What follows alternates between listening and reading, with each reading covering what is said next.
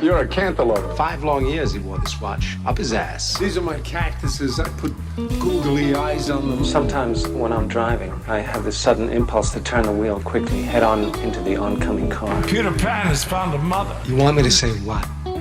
Like, I don't get it. Is that it? The ice is gonna break! Welcome back to another episode of Walken 101. I'm Kenny Johnson, documentary filmmaker, editor. I was a horrible Boy Scout as a child. I don't think I made it past Tenderfoot, I think was the lowest. And that just sounds like an insulting title. It does. I'm Brandon Hardesty, actor, video creator, and I was never a Boy Scout, but I remember it must have been during this period where I was homeschooled when I was younger. I was part of it wasn't Boy Scouts, it was a Christian version of the Boy Scouts where we didn't do good deeds like walking ladies across the street or anything, or learning how to build a fire. It was, from what I remember, it was just memorizing Bible verses. And I didn't... So that's not a real thing at all. You just remembered the Bible. That's just a glorified Sunday school. It was part of an effort for my mom to socialize me, because I was homeschooled from grades 2 through 5. So my only other friends were like kids on my street, which was only like a few of them, and then like every once in a while like another homeschooled kid, and they were always just another antisocial kid, right, with like a weird family. Anyway, well, that was a good intro. That was a long intro. All right. So what did we watch today? Well, today we watched. Now we've been waiting for this. This is one of the milestones of Christopher Walken's career. Mm-hmm. This is Annie Hall, Woody Allen, written and directed, 1977, Academy Award winner for Best Picture in 1977. I love this movie. It's been a while since I had seen it. I saw it in college. Mm-hmm. I liked it then. I like it now. I'm sitting here just laughing at. I'm a big Woody Allen fan. There's a lot of stuff of his I still haven't seen, but from what I've seen of this era, not like the madcap comedy movies he did, like Sleeper and all that stuff. Right. Like, I love this. I love Manhattan. I love this era of Woody Allen. So, yeah. Well, before we get too far into the movie, into what we watched today, we'll catch up with ourselves in a segment we have now dubbed A Walken in Our Shoes. That's right. Right. So, I guess, what have you been up to since our last recording? Well, let's see. I'm still in the process of closing on a house with my wife. I'm making these videos for IMDb. Mm-hmm.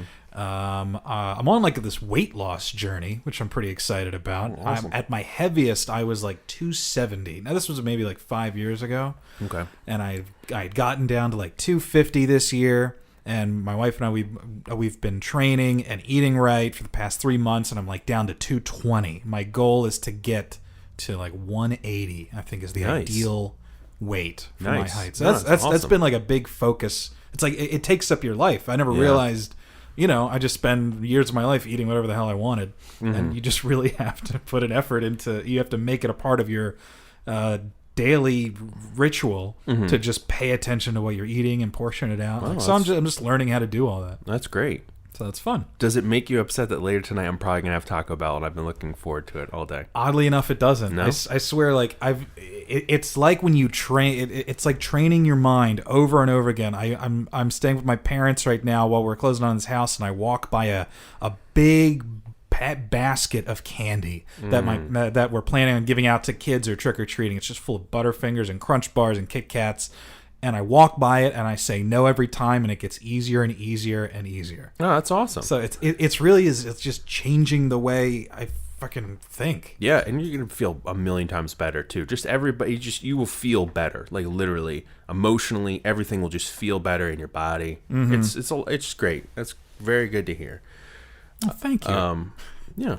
So what have I? Yeah, what's going on with you? What have I been up to? So for the last couple times we've been trying to get together and record this, we're busy, we're doing life things, and it's always this and that. I think the last time we got together, we worked on the website, which was very exciting. Walken101.com. Make sure you check it out. That's for all right. Updates and all that good stuff. What else? Okay, so I decided to start working on a couple documentaries all at once because I figured I'm just going to run myself into the ground as quickly as possible. You are a man who will not. You don't have any margins in your life. It seems like you don't. You don't give a shit. You will work your ass into the ground. You're one of the hardest working people I know. Well, thank you. We're up here in the studio today, and there's all this gear scattered around because they're getting ready to shoot something tomorrow. That's something for work. Last weekend I shot something for myself, and that was another wrestling documentary, but it's a separate thing. So it's a completely side project. It's on this one guy I've been trying to work with for a while, and it was in New York City, and I hate New York City. I hate it with a passion. And here we watched another movie today. So much about New York City, and like he's just talking about Woody Allen's talking about how much he loves New York. I'm like, God, I hate you so much right now. I hate it. I drove through it. Literally drove through Manhattan, and it took like 2 hours. It was insane. Like one of the tunnels was closed, and you had to like take this crazy detour to another tunnel. It was a mess, and I hated it. The fun part was, I got to hang out with these wrestlers, but once I got to the show, I was just like so angry and just like didn't want to do anything. Yeah. And it's really boring backstage at a wrestling show. You think things are going to be happening, like all the wrestlers are going to be doing this and that. They're just sitting backstage sleeping or talking. The one guy was filming on his opponent is very much of an old school guy. He doesn't like cameras at all. Really? Backstage, and there's stories of this guy threatening to stab people and do all kinds of crazy things. You don't know what kind of mood he's going to be in. He showed up in crutches. His opponent showed up in crutches, so it was a very interesting night. Yeah, I was like somewhat intimidated, so I'm like, I'm not gonna mess with this. I'm just gonna go out to that, with the audience and film from there. I didn't want to get stabbed. Well, he was in crutches. You could outrun him. I could have at that point. I definitely could have. But yeah, that was an interesting weekend. And then another project I'm working on is on a group of ghost investigators, ghost hunters. Yeah, and I came with you to one, like they did like an introduction PowerPoint presentation of what they do. There's like a group of 5 people that get together kind of like every month, it seems. And it's very interesting. I don't know exactly how I'm going to be putting this all together. I have a general idea, but I'm still going and learning about it. It's almost like you're developing a case. What they would do. They would go to somebody's house and investigate the history behind it, try to solve this and that. It's kind of what I'm doing now. I'm trying to learn about them and figure out, okay, where can this story take me? So it's very much in the early stages, and it's going to take months to develop. Hopefully it won't take too long, but I'm going to try to get it out as soon as possible.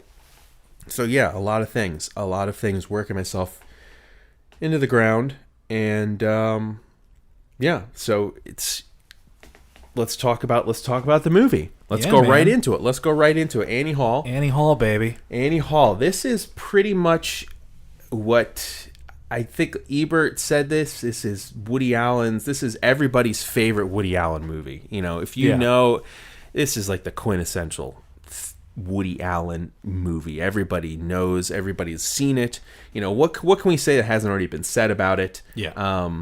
It talks about love, sexuality, society, modernism, and of course Jewish identity. Lots of Jewish identity in this. Definitely. It's pretty much the romantic comedy that ushered in, like, I would say, the new Hollywood era, and I would say it is almost like the measuring stick for all other romantic comedies since. Oh yeah. Oh my God. Everybody everybody compares their film to that. So yeah, you're a huge Woody Allen fan. I'm much more of a neutral Woody Allen fan. I'm not the biggest fan. I've seen a lot of his movies. I respect the fact that he actually makes one movie a year since 1971, which is insane. Absolutely insane, because making movies it's a gauntlet. It is just, it'll put you through the test of your endurance.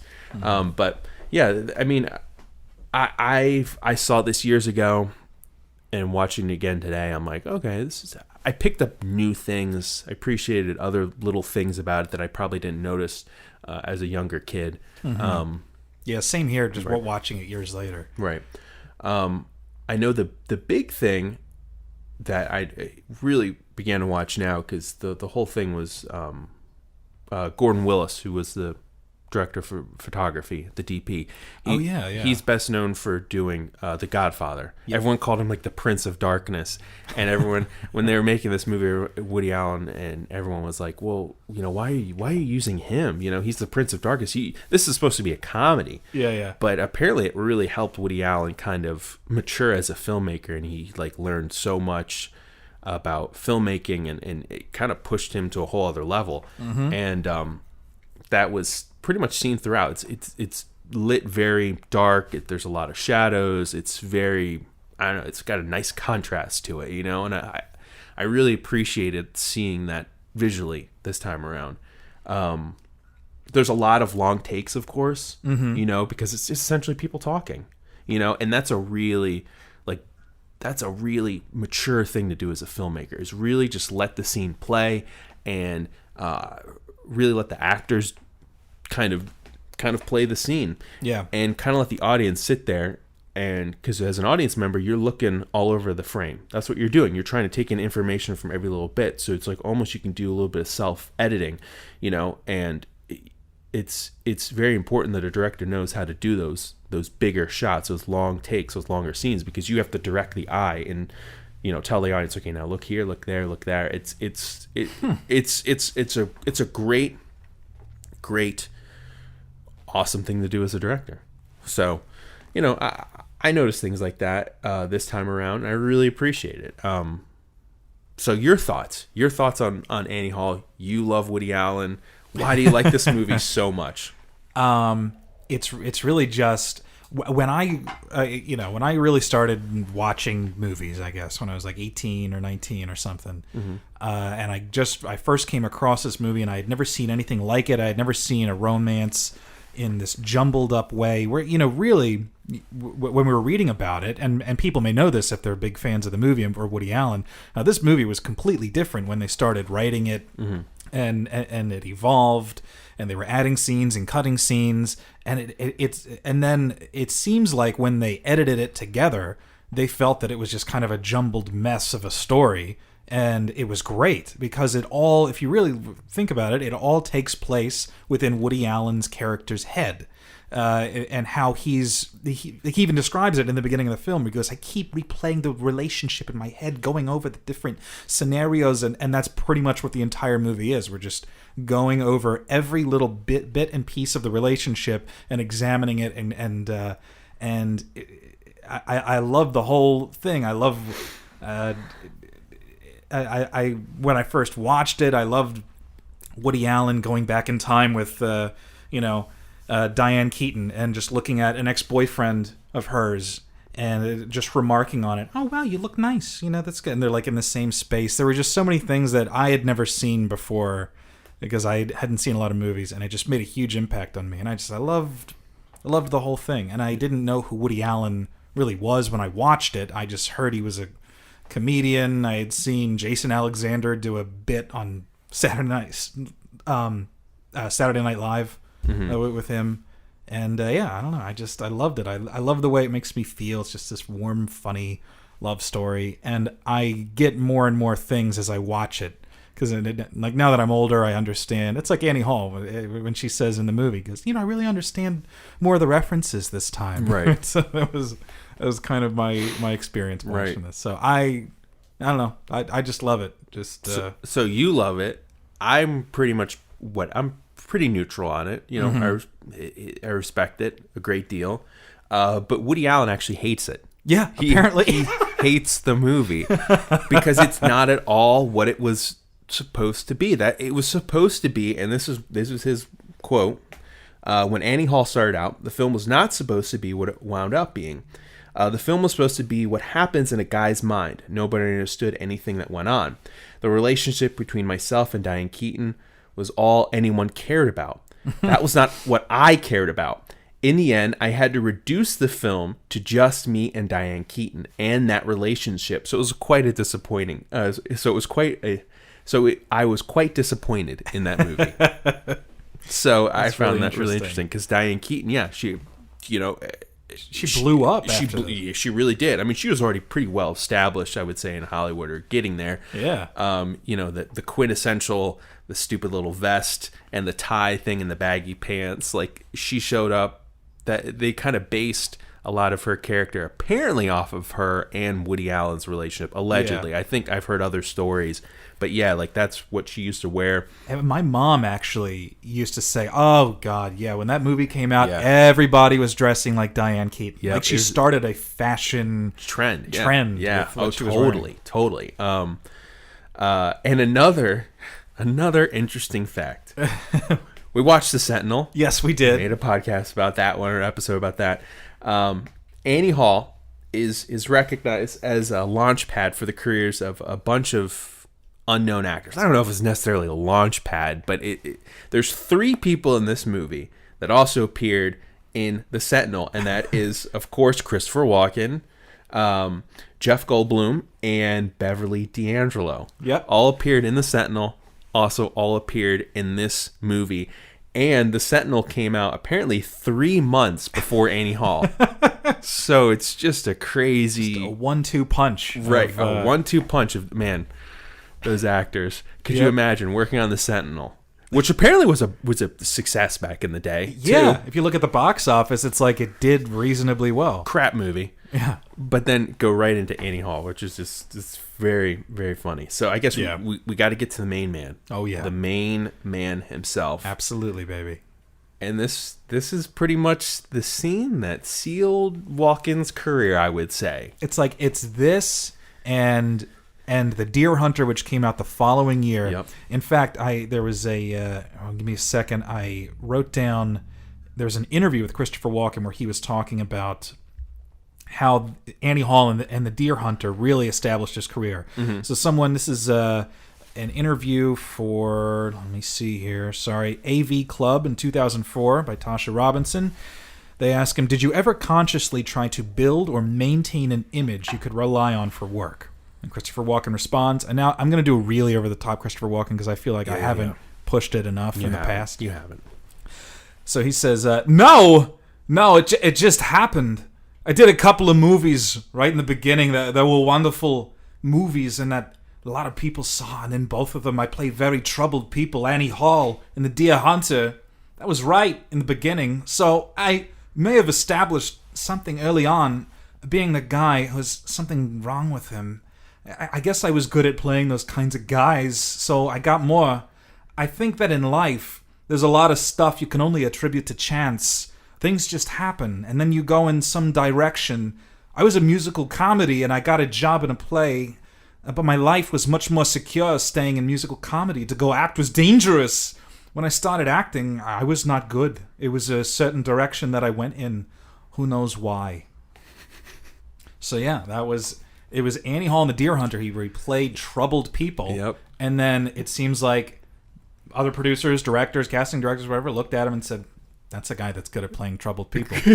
That's a guy that's good at playing creepy. Right. And do we want to talk about the scene? I mean, let's talk about the scene. It's a short scene. Very short scene. Very short scene, but it pretty much steals the show. Absolutely. Everybody remembers this scene. Everybody. All right. So, Woody Allen is of course very Jewish, and he's visiting Diane. No, get out of town. Yeah. All right, visiting Diane Keaton's parents, and they're very waspy. We will say very waspy, very very white, very very boring. Okay. Yeah.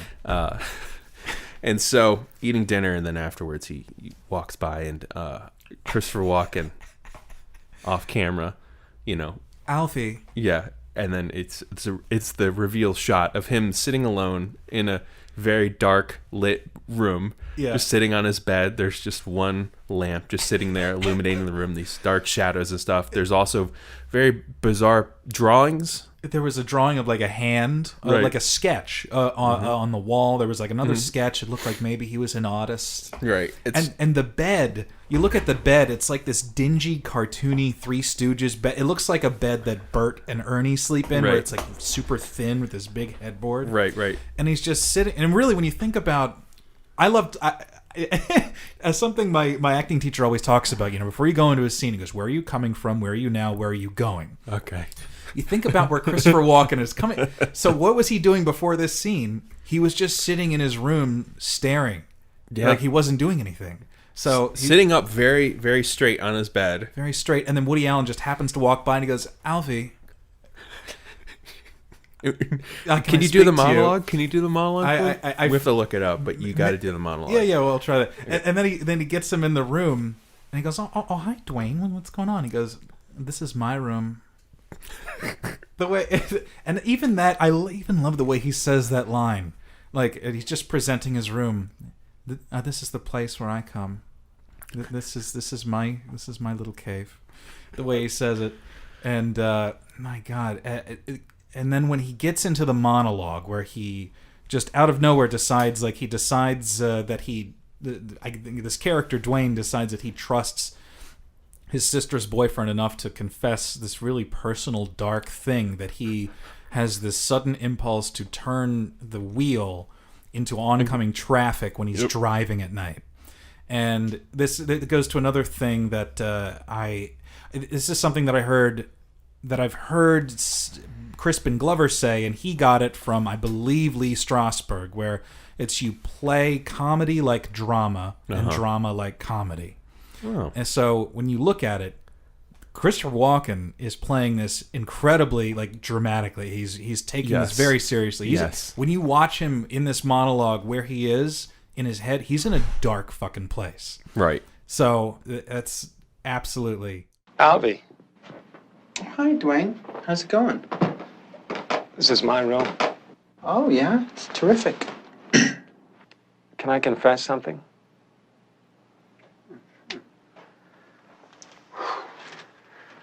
I tell you this because, as an artist, I think you'll understand. Sometimes when I'm driving on the road at night, I see two headlights coming toward me. Fast, I have this sudden impulse to turn the wheel quickly, head on into the oncoming car. I can anticipate the explosion, the sound of shattering glass, the flames rising out of the flowing gasoline. Right. Well, I have to go now, Dwayne, because I'm due back on the planet Earth. It's so good and so bizarre and so just sets the tone for the rest of not only this podcast, but for the rest of his career. Yeah. So now it's like that is what we're going to have to look forward to, because so many people saw this movie, and like you were saying, he kind of, producers and casting agents, casting directors were all like, "That's the Walken we want. We want that guy. So bring that to the table." Presumably, that's what happened, because that seems to be what the path that his career took after that. Right. So I love that scene. Yeah, I mean, everybody remembers that scene. It's probably the most bizarre, one of the most bizarre characters, and definitely one of the most bizarre actors to appear in Alan's career. And if you think about it, that's a pretty extensive career. Yeah. So that, I mean, it really holds it up there. Just when I was just like sitting here Googling stuff about, Annie Hall and stuff, the things that would always come up are like the 15 or 10 best characters or actors to ever appear in a Woody Allen movie, and Walken is on every single one of those lists. God, of course. For essentially maybe 6 lines. Mm-hmm. So I mean, he really. And there was even a subtle thing that I didn't. It has nothing to do with his acting. I just like the set dressing, where when Woody Allen's character first meets Annie Hall, he goes, "Oh, we got some pictures up. Oh, who's that?" He goes, "Oh, well, that's my brother Dwayne." And then she moves on to some other family photos, and the photo that she points to is like an Andy Warhol-esque, like four-paneled, just they're all the same photograph. Not they're all black and white, and it's just all this. It's all Walken just looking straight at the camera, and you can't make it out too well, but it's just funny because now going into it, we know who Walken is, right? And we see that photo, and those are the many expressions of Dwayne at the end of the day. Yeah, that's it. And then you have that classic scene after the monologue. They're driving in the rain very fast. It's Walken just hands on the wheels, head down, like just this intense stare on the road. And they do the pan over, and it's Woody Allen just like basically thinking of the last moments of his life. This is it. I'm gonna die here. Like just terrified. Yeah, it's great. That's how you do. Use Christopher Walken right there. Definitely. That's how you do it. Definitely. And some trivia here with about Christopher Walken. Yeah. This is let's see. This interview, I believe he was being interviewed with Catherine Keener for Late Quartet. Somebody says, Christopher, I've always wanted to ask, how did you feel when they misspelled your name in the credits of Annie Hall? He goes, that's so interesting. Yeah, and he talks about how they spelled it Vlaken. Christopher Vlaken? Vlaken, Vlaken in the credits. Wow. And he says, my agent said, what's with this? And they said, sorry, all the prints are made, and that's it. So, I guess if you look in the Sorry, credits, Chris. Sorry, buddy. Spelled wrong. Spelled wrong. And then there's this other interview where he talks about, hold on one second, this is Rolling Stone 2013 by Joe Pinsker. Walken also points out that his name is... Oh, wait. I already got that. In the latest installment of Off the Cuff... Hold on a second. I'm just scanning here. So they ask him, do you ever wake up worrying what has happened to the characters you've played? This should be good. Walken replies dryly, no. Dwayne's okay. He's working on a fishing boat, deep sea trolling. Dwayne's okay. Right. Now, I wonder if you really thought about that or if it's just on the spot. Just a great, there's a sharp, great comedic line right there. God, that's great. Yeah. Working on a fishing boat. And this is Christopher Walken talking about auditioning for the role. Well, they ask him, let me see. Well, the next big one was Annie Hall. What were your first impressions of Woody Allen? And he goes, he was very quiet. I had a meeting with him and the casting director. I walked in, and she was sitting behind a desk like, you are? And I just sat there like this. I'd noticed when I walked in that there was a couch against the back wall, and there was somebody sitting in it. I didn't look, but I was aware of another person in the room. He was obviously checking me out, but I never spoke to him. In fact, when I made the movie, I never spoke to him. And they say, you only spoke to him on camera? He goes, we had the dialogue in between shots. When the camera people were getting ready, he'd be off in a corner, and he had a book. He was there, but we didn't chat. That was his experience with Woody Allen. Oh, wow. And they haven't worked together since, I believe. I'm not sure. I don't think they have. I thought I read somewhere that there was another movie where he wanted Walken for something, but for some reason it didn't happen. I'm not too sure, though. Well, we'll get around to that eventually. We'll get around to that, man. So, yeah, that's... Christopher Walken, man, at his finest. They used him perfectly. Mm-hmm. Every essence, every part of him, that was everything that gave off his unique Christopher Walken aura. It was just fine tuned in this one scene, dialed it in, and that was it, and left people wanting more. Maybe. I don't know. No, I definitely wanted more. Yeah. Going back and watching it again, I was like, does he come back again in the movie? Because I hope he does. But he doesn't. So. Yep. Truman Capote also made a cameo in this movie. Oh, yeah. Okay. Did I tell you about that? Yeah. The part where they're Diane Keaton and Woody Allen are, I guess, people watching towards the beginning of their relationship. Yeah. And he says, is that Truman Capote? Actually, it was Truman Capote. Yeah. But yeah, he says... that Truman Capote could win that, or that guy could win a Truman Capote lookalike contest. Yeah. Turns out it really was him. Interesting. Look at that. Yeah. So overall, do we still rate these movies? Remember that at one point, didn't we do a rating thing? Yeah, we didn't...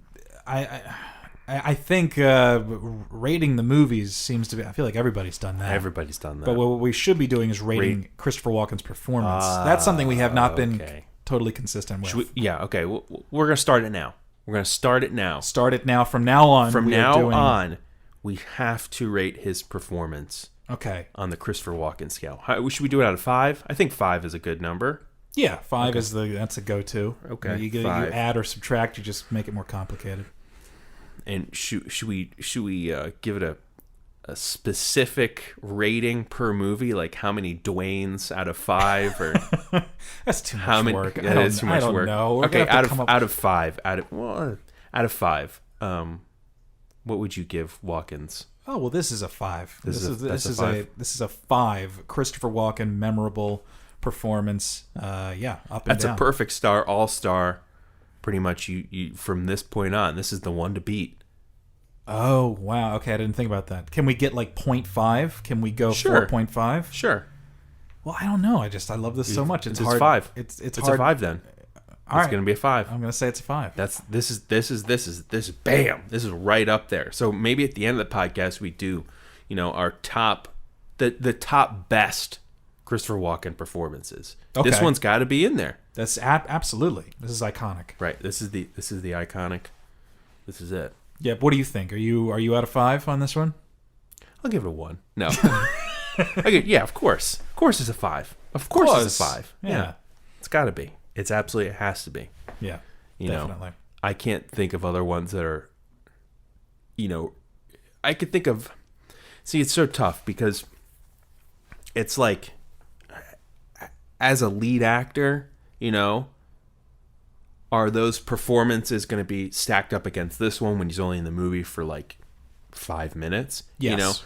Think about that. It's like, this is probably one of the best ways to use Walken. It's the short doses a little bit. Yeah. Well, no matter how short somebody's performance is, I mean, okay, if you get down to like where it's just one line, you're like, I'm not going to say Jeff Goldblum was amazing in this movie and think it and rate it over Lost World because he had one line. I forgot my mantra. Right. But really, if you've one scene and it's all about how it serves the material. Right. So if you're a lead character and you serve the material well, great. You can serve the material equally as well in a supporting role, I think. So see, this is tough because what if there's more of Dwayne in this movie? Do you think there's something on the cutting room floor? No, I'm just saying in general. What if there was like 30 more minutes of this character? We just injected more scenes of this character. Would it be as memorable? Would people really be like, man, that's a really good performance? That's tough because I feel like the reason why it works so well is because it's so short. Yeah. Because it's in there just for a blip. And you're like, what the fuck was that? Yeah, it's totally for comedic effect. If you have another scene with him, then you're getting to know him, and then it's not as fun and mysterious and like. Or maybe it is. Maybe he takes it to a whole other level. We don't know. Maybe we'll never know. So that's when it gets tricky. So it's like, thinking back, it's like Next Stop Greenwich Village. I think that's another really good example of using. Christopher Walken, he's kind of the villain. He's this weird, pompous, charming character, a little bit of an oddball, kind of a dick. Mm-hmm. That's a good way of using him too. So, I mean, at the end of the day, I'd give this a pretty much a perfect rating, a 5-star out there. So, Chris, if you're listening, and we know you are, just know that we think you were perfect in this movie. Yeah, I'm sure we're not the first people to tell him that. No. All right, so next up on the list, what's next in next episode? What are we going to be? Next episode, we have looks to be a romantic, maybe a comedy, but it looks like a romance. It's called Roseland. 1977. Mm-hmm. Made up of 3 stories, sometimes connecting, all set in the famed New York dance palace and all having the same theme, finding the right dance partner. Christopher Walken looks like he plays he's the romantic lead? A romantic lead, I believe so. If it's like 3 stories, if it's kind of like, Okay, so a shorter dosage then, hopefully, of Walken. It seems that way. Interesting. this is who directed this? James Ivory. Yeah, I'm looking at it right now too. Let me look. A lot of romance stuff. A lot of romance stuff in the in the 70s and 90s and 80s. The Divorce. Oh, he did A Room with a View. Oh wow. Okay. Interesting. All right. This is a guy that knows how to. Obviously, seems to know how to do romance. Something. Yeah. He knows how to do the romance stuff with actors. So he knows. I bet he knew when he got Christopher Walken. He knew exactly how to use him well. We don't know. That's purely speculation. So he is Russell in the hustle part of the movie. That's what it says. You have the hustle, the waltz, and something else. I think the hustle. Hustle again. Okay. I'm not sure. We don't know. We're going to find out. The Peabody. That's what the other story is. Okay. All right. Well, we'll talk about that next time. Looking forward to it. All right. Well, that about wraps it up for this episode. Yeah, man. We could do our quick little outro here. Mm-hmm. All right. Outro. Yeah. All right. A very special thank you to Render Perfect Productions for lending us some basic equipment to make and record this podcast. Here's a little plug for them. Render Perfect Productions is an award-winning Baltimore-based video production and video marketing agency specializing in creating engaging visual content and interactive user experiences. For more info, go to myrender.com. Like I've been saying, they're kind of like our first sponsor for the show. And speaking of which, if you want to help us continue making this podcast, please visit our Patreon page. It's patreon.com/Walken101. We have a lot of great rewards. Make sure you check out our website, which we plugged at the beginning of the podcast, Walken101.com. Mm-hmm. Subscribe to us on iTunes. We're on Soundcloud. Yep, especially on iTunes. Rate and review if you like it. Please, we need some of those. Some of those juicy ratings on iTunes. Good old juicy ratings. So far, we don't have enough ratings for it to show up as a rating. But we've gotten like 3. We'll get there. We'll get there. We'll definitely get there. This is episode 9. That's right. We still have 200 and something more to go of this. Why do we sign up for this? I don't know. I don't know anymore. So please, we've got a Facebook page too as well. Yep, facebook.com/Walken101. Go on there, give us a like. We're going to start uploading some pictures. In fact, we're going to take a picture of us recording tonight. We're going to post it up there eventually, so you can kind of see how the magic is done. It's not much. It's just be two guys. It's just two dorks sitting in a room talking on microphones. Yeah, so that's not something you may have seen before. So we're thinking that's a good exclusive photo for the fans. All right. Well, as always, fans, I think we should give them a name. I got to think about a name. We got to Walkenites, something like that. Walkeners. Walkers.